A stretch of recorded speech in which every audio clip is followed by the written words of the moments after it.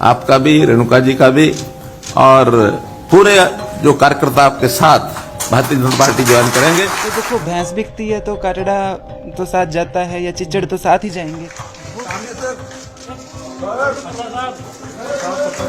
तो ये लोग तो अपना बिजनेस कर रहे हैं, लेकिन जनता को सोचना चाहिए कि वो क्या कर रही है। जनता के रोजगार के लिए अगर कोई नहीं लड़ रहा है नेता, तो उसके लिए ताड़ियां क्यों बजा रहे हैं? उसके रोजगार के लिए जनता क्यों पीस रही है, वो जनता को सोचना होगा। कांग्रेस में के तौर पे वो बैठे थे और 2-2.5 महीने धरना चला, तो जब वो उठे तब वो बीजेपी की ये कि अगर ये रोजगार ही है तो कम से कम आए गेड़े नए छोरे ने रोजगार तो ले दो। बस सरकार पे ये एलिगेशन लगा रहे हैं एक तरीके से कि ये सरकार उन हलकों में काम नहीं करती जो विपक्ष में बैठा के विधानसभा लोकसभा भेजा जाता है, वो वहां जाके कानून ऐसे बनाते हैं कि खेती खुश जाए, खेती बर्बाद हो जाएगी। दोस्तों, जनमंच पे एक बार फिर से आपका स्वागत है और जनमंच पे हम मुलाकात करवा रहे हैं अन्नूसुरा से। अन्नूसुरा जो पूरे किसान आंदोलन में रही है, और जहां भी कोई मजदूरों का मुद्दा है, किसानों का मुद्दा है, नरेगा का मामला है, महिलाओं का कोई मामला है, तो उनको आप आंदोलन में अक्सर देख सकते हो।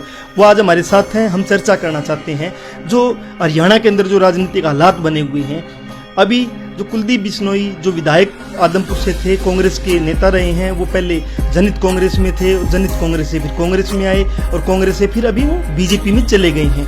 इसमें जनता का कितना हित है और कुलदीप बिश्नोई का व्यक्तिगत अपना कितना हित है। इसी के साथ में संपत सिंह है जो कभी इनेलो में थे, इनेलो से कांग्रेस में गए, कांग्रेस से बीजेपी में गए, बीजेपी से फिर वापस कांग्रेस में आ गए हैं। ये चल क्या रहा है, इसमें जनता का हित कितना है और उनका हित कितना है। जनता के जो मुद्दे हैं, जो खेती के मुद्दे हैं, मजदूरों के जो नरेगा के मुद्दे हैं, लेबर कोड है और जो समस्याएं हैं, उनके ऊपर कभी ये नेता नहीं दिखते हैं, लेकिन आपको पार्टियां बदलते नेता अक्सर दिख जाते हैं। अनुज जी नमस्कार। नमस्कार जी, नमस्कार। ये जो पार्टियां जो बदलने का दौर है, राजनेता ऐसे पार्टियां बदलते हैं जैसे लोग कपड़े बदलते हैं, ऐसे लोग पार्टियां बदल लेते हैं। आप इनको कैसे देखते हो कि ये पार्टियों बदलने का अपने स्वार्थ के लिए, जनता के स्वार्थ के लिए कोई पार्टी बदलता है तो उसका स्वागत जनता ने करना चाहिए, लेकिन अपने स्वार्थ के लिए कि मुझे वहाँ टिकट नहीं मिली तो यहाँ मिलेगी, या यहाँ मुझे कम पैसा मिला वहाँ मिल जाएगा, तो पार्टियां बदलना, उसको आप कैसे देखते हो? मैं तो देखती हूँ कि बहुत प्रोफेशनल लोग हैं और बहुत ही ज़्यादा प्रोफेशनल लोग हैं जो कि अपने प्रोफेशन पे बहुत ज़्यादा कंसंट्रेट कर रहे हैं। इनका काम है, इनका बिजनेस है, तो ये लोग तो अपना बिजनेस कर रहे हैं, लेकिन जनता को सोचना चाहिए कि वो क्या कर रही है, वो क्या कर रही है। एक व्यक्ति जिसका रोजगार ही ये है तो वो तो ये करेगा। अब जैसे आपने अपने रोजगार के फायदे के लिए कर रहा है, बिल्कुल, तो वो करेगा उससे, उसके रोजगार के लिए जनता क्यों पिस रही है, वो जनता को सोचना होगा। मैं उसी पे आ रहा हूँ। रोजगार की जब हम बात करते हैं तो पिछले दिनों आदमपुर के अलग अलग गांव के, बाड़समंद के अलग अलग गांव के, या पूरे हिसार से ही मजदूर अक्सर मिनी सेक्रेटरिएट में, सचिवालय में आते हैं कि हमें नरेगा की ये समस्या है, या हमें हमारी दिहाड़ी वहाँ ये दिक्कत आ गई, या दूसरी तीसरी समस्याएं हैं। इसी के साथ में किसान तो लगातार अपने मुआवजे के लिए धरना दिए हुए, फसल खराब होगी उसके मुआवजे की बात है। आदमपुर और बाड़समंद में आप दोनों जगह धरनों में रहे हो और इसी क्षेत्र से कुलदीप बिश्नोई विधायक है, भविष्य में उपचुनाव होना वहाँ पे। तो जनता का भी रोजगार है ना, खेती। बिल्कुल। तो जनता के रोजगार के लिए अगर कोई नहीं लड़ रहा है नेता, तो उसके लिए ताड़ियां क्यों बजा रही? देखो, इसके अंदर कई कारण हैं। एक तो मैं अक्सर कहती हूँ, मेरे एक गॉडफादर कह लीजिए होते थे जब हम ये जो आप कह लीजिए आंदोलनों की शुरुआत हुई थी, या एक पॉलिटिकल संगठन में भी थे, हम इकट्ठे काम किया था। एक जगदीश जी थी, वो कहते थे कि मतलब घर के भाई के साथ तो 2 गज एरिया जमीन के लिए जूत बजा रहे हैं कि ये दीवार सिर की नहीं है, ये 4 इंची क्यों खींच ली, 8 इंची क्यों खींच ली, और बिरादरी भाई के लिए सोचते हैं ये नेता बन जाएगा तो हमारा भला करेगा। तो ये अक्ल जनता में है, जो नेता लोग सोचते हैं कि मतलब इनको जातियों में, इनको धर्मों में बांट दो और आपका रोजगार बहुत अच्छे से चलता रहेगा। वो ही उन्हीं एक्सपेक्टेशंस के साथ ये जो 2 तैयार हुए हैं आदमपुर में। क्योंकि अभी क्योंकि हम आंदोलन को भी कवर करते थे, जो आदमपुर का है, बाड़समंद का है, कितनी बार गिरफ्तारियां हुई हैं, और उसके बाद फिर वो गिरफ्तारी देने के नाम पे वो आदमपुर का धरना तहसील के अंदर शिफ्ट हो गया, तहसीलदार का ऑफिस में, और बारसमंद का धरना थाने के अंदर शिफ्ट हो गया और वहाँ भी आंदोलन चला। वहाँ कभी भी हमने संपत सिंह को या कुलदीप बिश्नोई को या दूसरे किसी बड़े ऐसे नेता को वहाँ नहीं देखा किसानों के मांगों का समर्थन करते हुए, जबकि उस टाइम संपत सिंह जी बीजेपी में थे और कुलदीप बिश्नोई कांग्रेस में थे। एज ए एक विपक्ष के नाते भी उन्होंने कभी आवाज नहीं उठाई कि उनको मुआवजा मिले।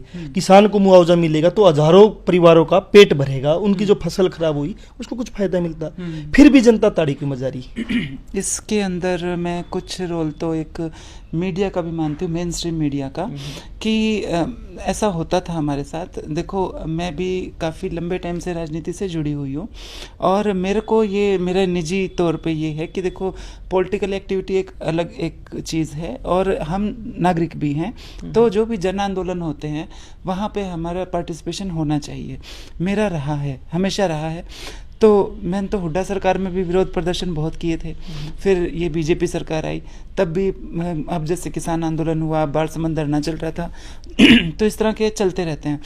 तो यहाँ जैसे बारसमंद की हम बात कर रहे थे, हमने जैसे धरना जब शुरू किया था तो वहाँ पे ज़्यादा तो नहीं लेकिन 2-4% लोग वो भी थे जो कुलदीप के वोटर थे या समर्थक थे।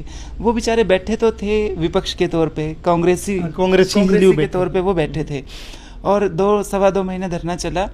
तो जब वो उठे तब वो बीजेपी के हो गए, क्योंकि उनका जो जिनके साथ वो जुड़े हैं, उनको आका बोलते हैं। उनका आका ने पार्टी बदल ली तो उन्होंने भी पार्टी बदल ली। तो देखो, भैंस बिकती है तो काटड़ा तो साथ जाता है या चिचड़ तो साथ ही जाएंगे।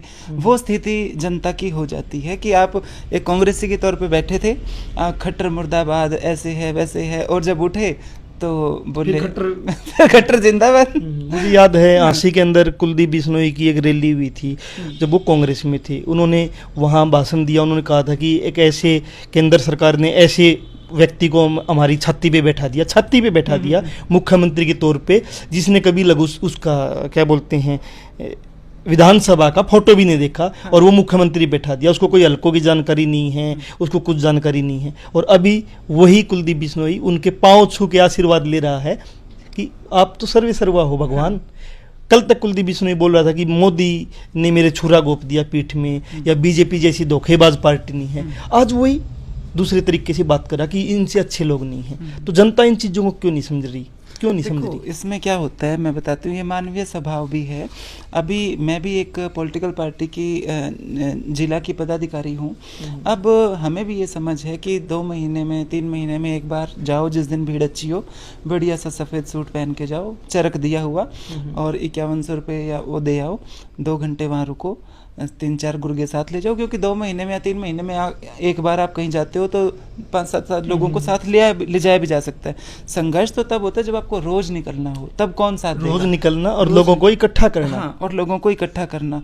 तो जब आपकी लड़ाई रोज की होती है तो लोग साथ होते हैं लेकिन साथ चल नहीं सकते, क्योंकि साथ चलने के लिए गट्स चाहिए होते हैं, बहुत मेहनत करनी पड़ती है।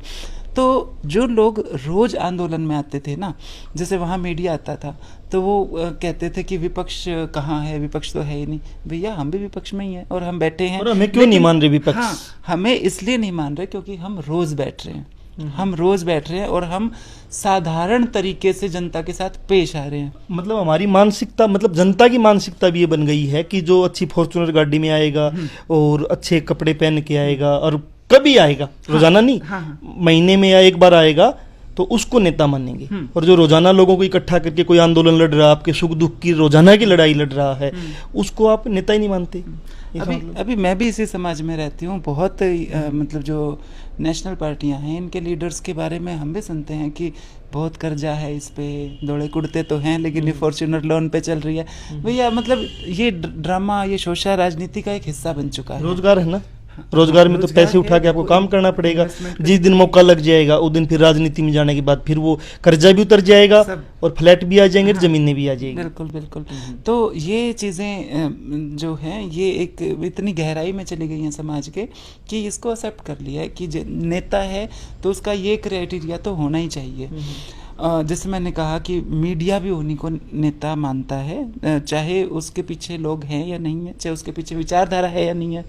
और अभी जैसे मतलब जो जैसे कुलदीप ने बीजेपी ज्वाइन की है, तो तर्क ये दिया जा रहा है कि अब हल्के का विकास होगा, कि अभी तक तो मैं विपक्ष में था, 25 साल के 26 साल वनवास काटा है, कितना काटा है, कुछ भी कह दो, वो 35 भी कह सकते हैं। क्योंकि वो कांग्रेस में उनकी सरकार थी तो भी वो कह रहा था मैं तो विपक्ष में हूँ। मतलब कहने को क्या है, जब उसको काम ही नहीं करवाना है तो कुछ भी बोल दो विपक्ष में था। जबकि एक एमएलए है, उसको एक ग्रांट होती है, वो करवा सकता है। आदमपुर के हालात कोई ज्यादा अच्छे है नहीं देखेंगे तो मैं एक और है कि जो जनता है, मैं फिर भूल जाऊंगी वो बात। इन्होंने कहा कि मैंने इतने लंबे साल वनवास काटा क्योंकि विपक्ष में था, और सरकार में जब तक आप नहीं होते तब तक काम नहीं होते हल्के के।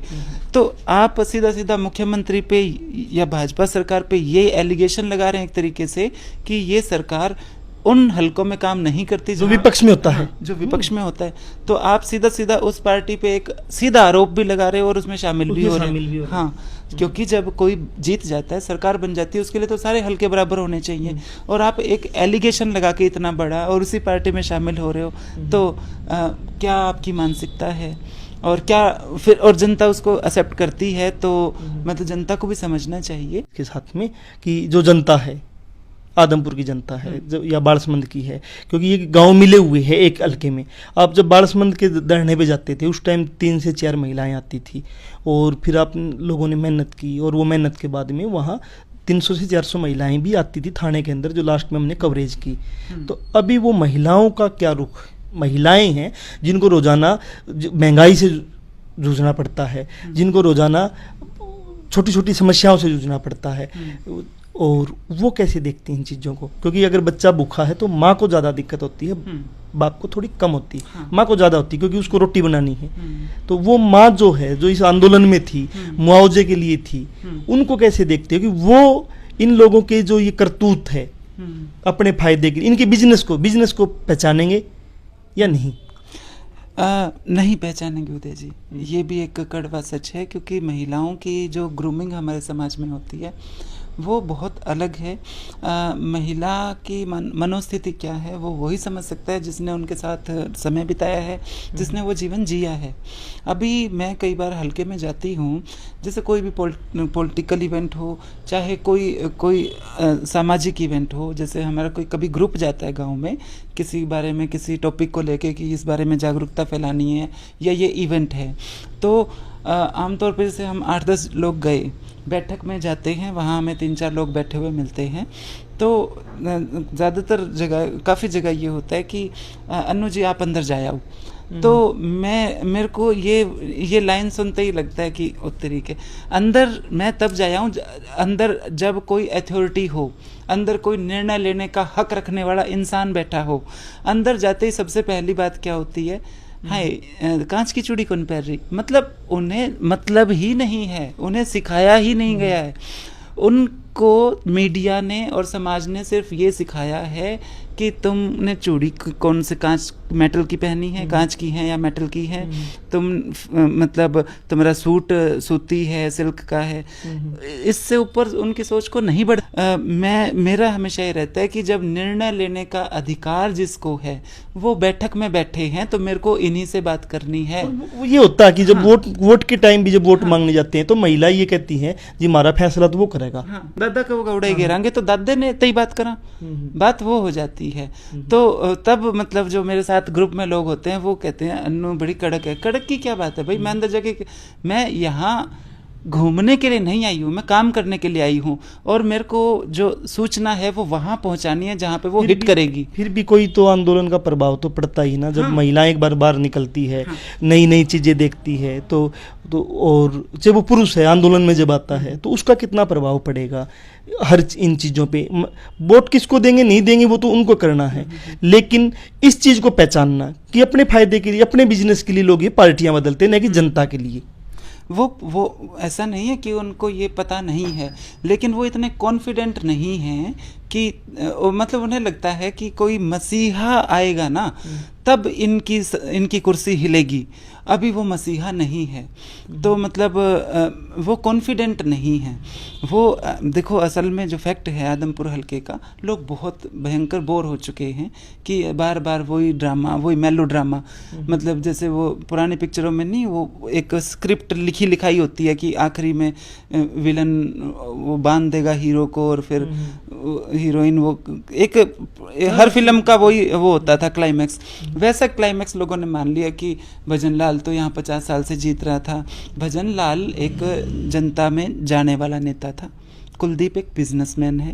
तो कैसे लोग ये परसेप्शन बना के बैठे हैं, ये धारणा बना के बैठे हैं कि कुलदीप निकलेगा या हुड्डा निकलेगा, ये दोनों हारेंगे भाई, ये दोनों हारेंगे, तड़ी में लगाएंगे इनको जनता, अगर जनता के अंदर कोई कॉन्फिडेंस डालने वाला हो तो। मुद्दे तो देखो सभी जानते हैं क्या रहेंगे। जो एक बेसिक मुद्दा हर इलेक्शन में रहता है, ये इलेक्शन कम होते हैं, जातीय जनगणनाएं ज़्यादा होती हैं और जनता भी सवाल नहीं पूछेगी। जनता भी सवाल नहीं पूछेगी, जनता सवाल पूछती है पॉलिटिकल पार्टियों के जो पदाधिकारी होते हैं ना, छोटे स्तर के, जैसे कोई हल्का अध्यक्ष है या नीचे उन्होंने जोन के प्रभारी वगैरह, ये जो छोटे पद होते हैं, जो गांव में वोट मांगने वाला कैडर होता है, उनसे पूछती है जनता, नेताओं से नहीं पूछती। नेता जब आते हैं, क्योंकि उनका तो एक ओरा होता है ना, वो उतरेगा, आगे पीछे 20-30 गुर्गे होंगे, 1-2 वो PSO होंगे, तो वहाँ जनता की हिम्मत नहीं पड़ती पूछने की।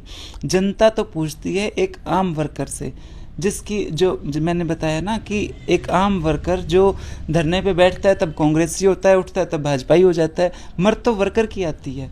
अब वोट गांव में जो वोट मांगता है गांव का वर्कर, उससे लोग बाद में कहते हैं कि वोट तो मांगो तेरे की में काम भी कराओ, तब वो फंसता है, क्योंकि ऊपर उसका काम उसका खुद का ही नहीं होता, वो गाँव के काम कैसे करा। तो फिर वो क्यों वर्कर बना हुआ, छोड़ देना उम्मीद में छोड़ते भी हैं, फिर वो राजनीति का कीड़ा एक लत सी होती है, वो लगते, फिर वो पार्टी बदलते हैं, 2-3 पार्टियां बदलते हैं वो, और फिर मतलब तब तक उनके मतलब 20-22 साल का तो शुरू होता है, 40-45-50 साल की उम्र तक समझ में आता है कि सारी पार्टियां देख ली, सारियों में ये ऐसा ही होता है कि बाद में वर्कर को कोई नहीं कोने में लगा देते हैं, और फिर वो बच्चों, तब तक नए बच्चे तैयार हो जाते हैं, नई लेबर तैयार हो जाती है। यही राजनीति है। किसान आंदोलन में ये बोला गया था, और अभी बीच में भी ऐसा, जब किसानों की मुआवजे की लड़ाई थी और जब दमन सरकार का बढ़ा, तो ऐसा बोला गया था किसानों की तरफ से कि हम उन सब का बहिष्कार करेंगे जो सत्ता में बैठे हैं और जो हमारे आंदोलन के नज़दीक नहीं हैं, उनको गाँव में घुसने नहीं देंगे। तो संपत सिंह जी, क्योंकि मैं 2 लोगों की इसलिए बात कर रहा हूँ कि संपत सिंह और कुलदीप बिश्नोई अभी चेंज हुए पार्टियों में सिर्फ सीटों के लिए, कोई खुशबू नहीं आ रही एक दूसरे को। कांग्रेस में न उसको खुशबू आ रही है और उसको बीजेपी में कोई वो नहीं आ रही है, उनके अपने राजनीतिक स्वार्थ है। इसलिए मैं उन पे बार बार सवाल करने की तरफ बढ़ रहा हूँ कि संपत सिंह बीजेपी में थे, हाँ, ये बड़ा किसानों ने बोला कि हम बीजेपी की उसको घुसने नहीं देंगे क्योंकि वो उनकी लड़ाई में शामिल नहीं है। कुलदीप बिश्नोई भी लड़ाई में शामिल नहीं, उसको भी नहीं घुसने देंगे। तो मेरा सवाल है, अभी किसान घुसने देंगे नहीं घुसने देंगे? ये नहीं, आप जाओगे भी किसान, बड़ा मतलब ना फनी सा एक माहौल हो गया कि पिछली बार जो बीजेपी के वोट मांग रहा था वो इस बार कांग्रेस के मांगेगा, जो पिछली बार कांग्रेस के वोट मांग रहा था वो इस बार बीजेपी के मांगेगा।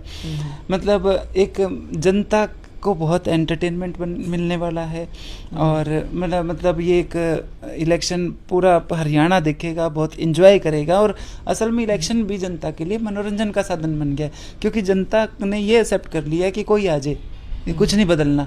लोग, आप गहराई से लोगों से बातचीत करोगे ना, तो वो आखिरकार उनके दिल का दर्द निकलाएगा कि भैया सारे एक से। जनता आखिर में यही बोलती है।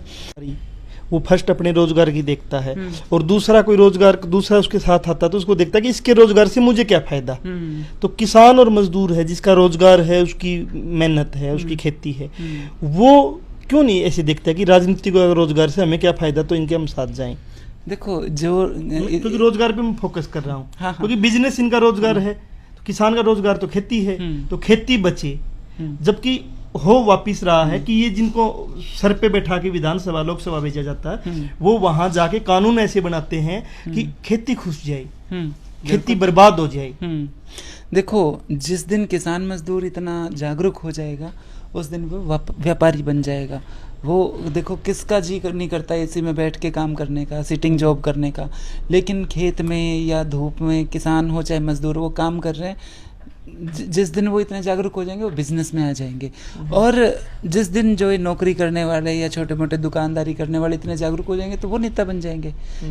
ये जो इसमें कोई तो राय नहीं है कि जो ऊपर लोग बैठे हैं ये सियाने तो हैं, इनको अपना बिजनेस चलाना आता तो है, इनको ये तो पता है कि साइकोलॉजिकली इन लोगों के साथ कैसे खेलना है, तो वो खेल खेल रहे हैं।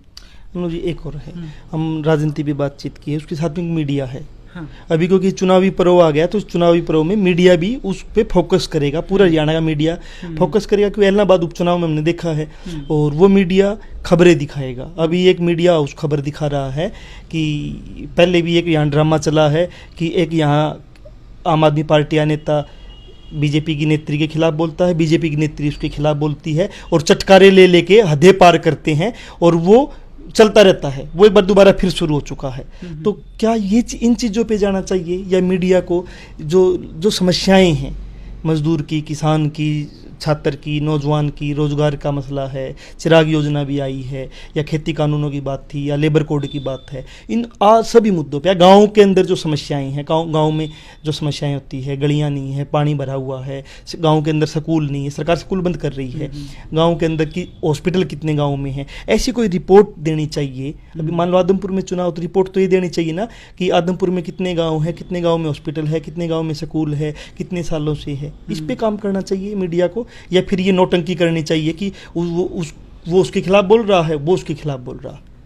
देखो ये जो कुछ भी हो रहा है ना, इसका कारण है, अब ये जब से मोदी प्रधानमंत्री बना है तो मतलब जुमलों में मजा आने लग गया। बहुत लोगों ने ये मान लिया है कि अब मोदी से भी ज्यादा हद पार कर दो तब शायद हमें मौका मिल जाए, तब आप सरवाइव कर पाओगे, आपको कोई मौका मिल जाएगा।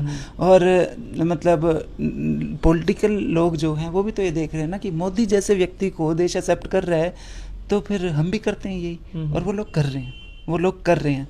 अब जैसे आपने जिन लोगों का जिक्र किया, मैं एक छोटी सी बात इस पे मेरे को याद आई, जैसे आपने सरकारी स्कूल की बात करी, तो एक तरफ तो आपने एक पार्टी का नाम लिया जो सरकारी स्कूल, सरकारी हॉस्पिटल के नाम पे आई है, और वो राज्यसभा में भेजते हैं एक ऐसे व्यक्ति को जिसकी प्राइवेट यूनिवर्सिटी है पंजाब में शायद सबसे बड़ी, तो एक सबसे बड़ी प्राइवेट यूनिवर्सिटी का मालिक राज्यसभा में जाके और बात करते हैं सरकारी स्कूल की, कि सरकारी स्कूल ही होने चाहिए। दूसरी तरफ कांग्रेस की बात करें तो, क्योंकि मैं तो हिसार के बारे में ज़्यादा जानकारी रखती हूँ, ज़्यादातर बड़े प्राइवेट स्कूल आप देखोगे तो कांग्रेस के नेताओं के मिलेंगे आपको, मैं नाम नहीं लेना चाहती, तो जो खुद राजनीति अपने प्राइवेट स्कूलों की भारी भरकम फीस के दम पे कर रहे हैं, वो क्या सरकारी स्कूलों पे ध्यान देंगे?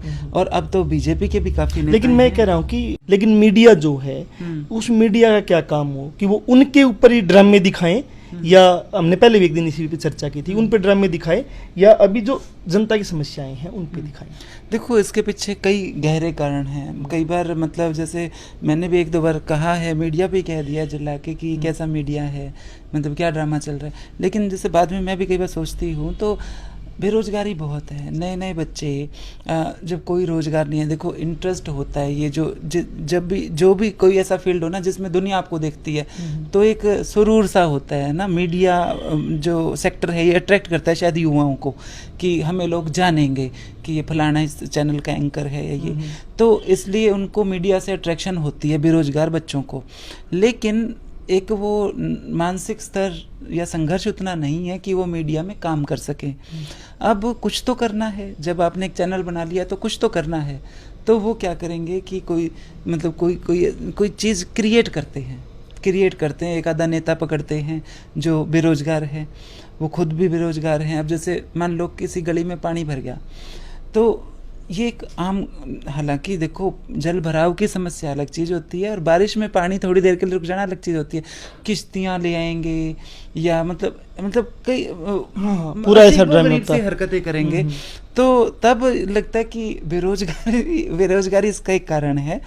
अगर ये बच्चे बेरोजगार ना होते, इनको पढ़ाई का मौका मिला होता, तो ये शायद ये हरकतें ना करते, और वो नेता भी वो नेता भी जो सहयोग करते हैं इसमें, अगर वो प्रॉपर एजुकेटेड होते, जागरूक होते, तो वो ये हरकतें ना करते। और तीसरी चीज़, इनको मोटिवेटर और मिल गया अब देश का प्रधानमंत्री, वो सेंटर से आ रही है चीज़ें कि ये देखो मैं ड्रामा करके कामयाब हूँ, तो तुम भी अपने अपने शहरों में ड्रामे करो, तुम्हें भी एक दिन कामयाबी ज़रूर मिलेगी। तो मीडिया अगर ये सब नहीं करता है तो वो सरवाइव नहीं कर पाता, चैनल बहुत हो गए। तो ये भी कारण लगते हैं। लेकिन हाँ, लॉन्ग टर्म में अगर किसी मीडिया हाउस को चलना है तो उसे थोड़ी सीरियस पत्रकारिता करनी चाहिए। अनु जी, लास्ट मेरा ये है कि अभी आदमपुर उपचुनाव होना है, और जब तक उपचुनाव नहीं होगा तो रोजाना नई नई बातें आती रहेगी। एज एक आंदोलनकारी आप किस पार्टी में काम करते हो, जिस दिन उस पार्टी का उम्मीदवार आएगा तो उस पर भी हम बात करेंगे। एज एक आंदोलनकारी, क्योंकि आप किसान आंदोलन में रहे हो, दूसरे आंदोलनों में भी आप जाते रहे हो, क्या संदेश देना चाहोगे जनता को कि उनको कैसा उम्मीदवार चुनना चाहिए या कैसे कैसे सवाल जवाब करने चाहिए? देखो, एज ए आंदोलनकारी और एज ए नागरिक मैं तो जनता को ये कहना चाहूँगी कि आपको आपकी जो पहली जिम्मेदारी होती है वो तो ये कि सरकार जो देश को, सरकार व्यवस्था को चलाती है, समाज को समाज ही चलाता है, समाज को सरकार नहीं चलाती है। समाज के अंदर भी बहुत कमियां हैं, तो एक तो जनता उस पर ध्यान दे। फिर बात आती है कि जो पॉलिटिकल सिस्टम है इसमें देखो ये बहुत लंबी चौड़ी चर्चा है, इसके अंदर एक दिन में सुधार नहीं होने वाला है। आप मतलब कई चीज़ें ऐसी होती हैं जिस पे हम पॉलिटिक्स में होने की वजह से बोल नहीं सकते, वरना अब मैं आपको सीधा सीधा बताती हूँ, 3 लाख आबादी होती है एक हल्के की, 3 लाख आबादी होती है।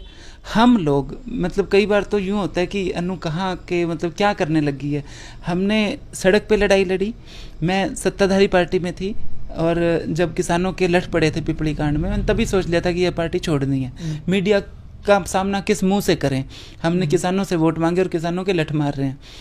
तो जब तक नहीं छोड़ी तब तक मीडिया से सामना करना मुश्किल हो गया था, क्योंकि दीन ईमान था भाई। मेरे को सच में मैंने कोई डकैती करने के लिए वोट नहीं मांगा था, एक अच्छी सोच के साथ मांगा था। तो वो पार्टी छोड़ दी और आंदोलन में अपना लगे रहे। उसके बाद अब वहाँ पे बहुत तरह के लोग थे। अगर हम और पार्टी ज्वाइन ना करते तो लोग कहते कि ये है उसी पार्टी की, और मतलब पार्टी सिर्फ नाम दिखाने के लिए पार्टी छोड़ी। हाँ, ये मतलब दूसरे आंदोलन में आके बात लेने आती है, तो हमने तुरंत पार्टी छोड़ दी कि वाकई छोड़ रही हूँ, मैं नाराज हूँ इस बात से जो किसानों के साथ किया इन्होंने। तो मैं सत्ता छोड़ के विपक्ष में आई, और तब आई जब अब ने मतलब इस्तीफा दे दिया था, कोई सीट नहीं थी हरियाणा में। उसके बावजूद भी अब क्योंकि वही बात एक मतलब जो साधारण आम लोग हैं उन पे जोर चलता है, तो हमें तो कह दिया दल बदलो। भैया मैं सत्ता की तरफ गई क्या, मैं कोई मांग रख के गई क्या? 2 साल हो गए मेरे को, मैंने कुछ लिया या दिया? मैं कोई फायदा उठाने के लिए तो नहीं गई ना। मुझे तो ऐसा लगता है कि भविष्य में फिर सत्ता आ जाएगी तो क्या पता फिर आप दल बदल लो, दूसरे विपक्ष में चले जाओ। देखो ये भी लगता है कि विपक्ष में मजा आने लग जाता है बहुत बार लोगों की लड़ाई लड़ते हुए। देखो विपक्ष का अपना ही मजा है, इसमें कोई दो राय नहीं है। तो लेकिन ये जो जैसे ये कुलदीप है या जो पहले कुछ रह चुके हैं, इन्हें मतलब इनको कोई सवाल पूछने वाला नहीं है। तो कई बार मतलब ये चीज़ें ना बड़ा तकलीफ पहुंचाती है कि 1 साल 1.5 साल सड़क पे बैठने का मतलब पता है क्या? उसी को पता है जो वहाँ बैठा है, उसी को पता है जिसने पुलिस की लाठियाँ खाई है। याद है किसान आंदोलन में कितनी बार झड़पें, लाठियाँ और झूठे केस दर्ज हुए हैं यहाँ कितने लोगों पे। हमने बहुत कुछ झेला है। 307 की धाराएं जब लगी थी तो हमारे सामने वो बच्चे थे जो अभी पढ़ रहे हैं, है ना? हाँ, जो बच्चे थे जो पढ़ रहे थे, वो किसान वो गलत नीतियों का विरोध करने आए थे, कोई मर्डर करने थोड़ी आए थे, या कोई किसी का वो कोई देशद्रोह का केस थोड़ी कर रहे, ऐसा कुछ कर रहे थे। तो तब एक ना कई यूँ कहते थे कि अन्नू तू पहले बहुत खतरनाक तरीके से बोलती थी, तू बहुत एग्रेशन से सरकार का मुकाबला करती थी, अब तो थोड़ा सोच के बोलने लगी। टाइम सोचना सिखा देता है। उस टाइम पैरों के नीचे से धरती निकल गई थी कि हम तो भुगत लेंगे, 40 साल के हो रहे हैं। ये जो 20-20 साल की लड़कियों पे केस लगा दिए सरकार ने, अगर ये केस वापस ना होते तो फार्म नहीं भर सकती, चिंता होती है, एक जिम्मेदारी होती है। उसके बाद ये लगा कि सरकार की मंशा पता चली, और हम कोई क्रिमिनल नहीं थे, हम विरोध करने गए थे, सरकार की दमन की नीति थी ये।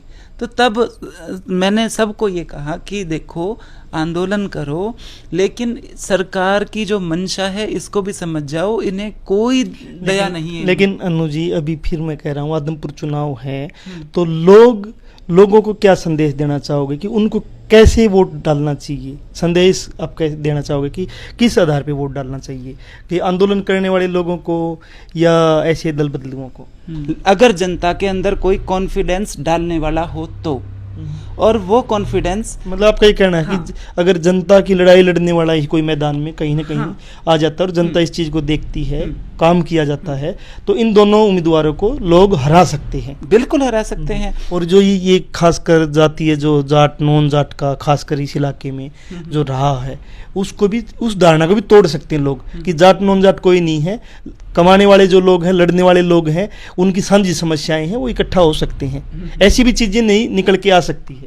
बिल्कुल। देखो ये जो आप कह रहे हो जातीय जो समीकरण बैठाए जाते हैं या धार्मिक समीकरण जहाँ पे सूट करते हैं वहाँ बैठाए जाते हैं, ये सिर्फ इस हल्के की नहीं, ये हर हल्के में होता आया है।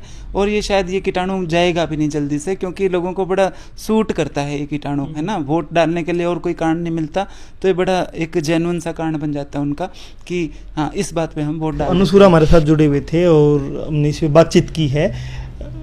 आगे भी कोई हम जनमंच के मीडिया उसमें जनमंच के उस पर कोई किसी विशेष शख्स को विशेष मुद्दे पे लेके हम बातचीत करेंगे, तो जनमंच के साथ जुड़े रहिए।